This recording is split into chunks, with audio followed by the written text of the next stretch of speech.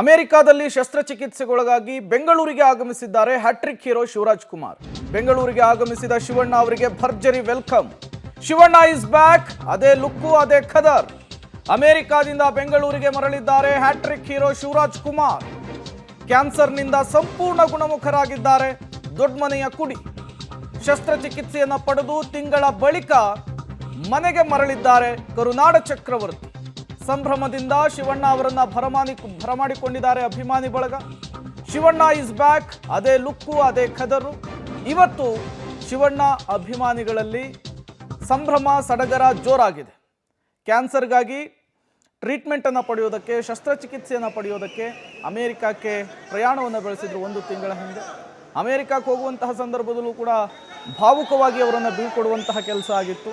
ಈಗ ಶಸ್ತ್ರಚಿಕಿತ್ಸೆಯನ್ನು ಮುಗಿಸಿ ಬಂದಿರುವಂತಹ ಹ್ಯಾಟ್ರಿಕ್ ಹೀರೋ ಶಿವರಾಜ್ ಕುಮಾರ್ ಅವರನ್ನು ಅಭಿಮಾನಿಗಳು ಹೂಮಳೆ ಸುರಿಸುವ ಮೂಲಕ ಬರಮಾಡಿಕೊಂಡಿದ್ದಾರೆ.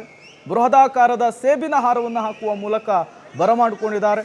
ಶಿವಣ್ಣ ನಿವಾಸದ ಮುಂದೆಯೂ ಕೂಡ ಇವತ್ತು ಹಬ್ಬದ ವಾತಾವರಣ ನಿರ್ಮಾಣವಾಗಿದೆ. ಯಾವ ರೀತಿ ಫ್ಯಾನ್ಸ್ ಜಮಾಯಿಸಿದ್ದಾರೆ ಅನ್ನೋದನ್ನು ಗಮನಿಸ್ತಾ ಇದ್ದೀರಿ. ಏರ್ಪೋರ್ಟ್ನಲ್ಲಿ ಕಂಡು ಬಂದಂತಹ ದೃಶ್ಯ ಇದು. ಮತ್ತೊಂದು ಕಡೆ ಈಗಾಗಲೇ ಶಿವಣ್ಣ ಅವರ ನಿವಾಸಕ್ಕೆ ಹೋಗಿದ್ದಾರೆ.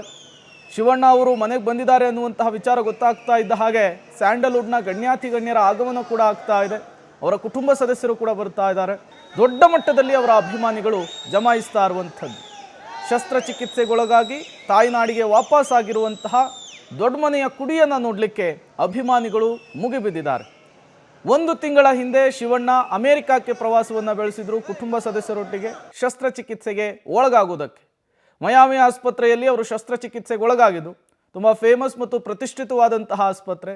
ಅಲ್ಲಿ ಶಸ್ತ್ರಚಿಕಿತ್ಸೆಗೊಳಗಾಗಿ ಈಗ ರಿಕವರಿಯಾಗಿ ಗುಣಮುಖರಾಗಿ ವಾಪಸ್ ತಾಯ್ನಾಡಿಗೆ ಬಂದಿದ್ದಾರೆ. ತಾಯ್ನಾಡಿಗೆ ಬರುವ ಮೊದಲು ಕೂಡ ಶಿವಣ್ಣ ಒಂದು ವಿಡಿಯೋವನ್ನು ಹಂಚಿಕೊಂಡಿದ್ರು. ನಾನು ವೆಲ್ ಆ್ಯಂಡ್ ಗುಡ್ ಆಗಿದ್ದೇನೆ, ಚೇತರಿಸಿಕೊಂಡಿದ್ದೇನೆ. 26ನೇ ತಾರೀಕು ಅಂದರೆ ಇವತ್ತು ನಾನು ಬೆಂಗಳೂರಿಗೆ ಬರ್ತಾ ಇದ್ದೇನೆ ಅನ್ನುವಂತಹ ಮಾಹಿತಿಯನ್ನು ಕೊಟ್ಟರು.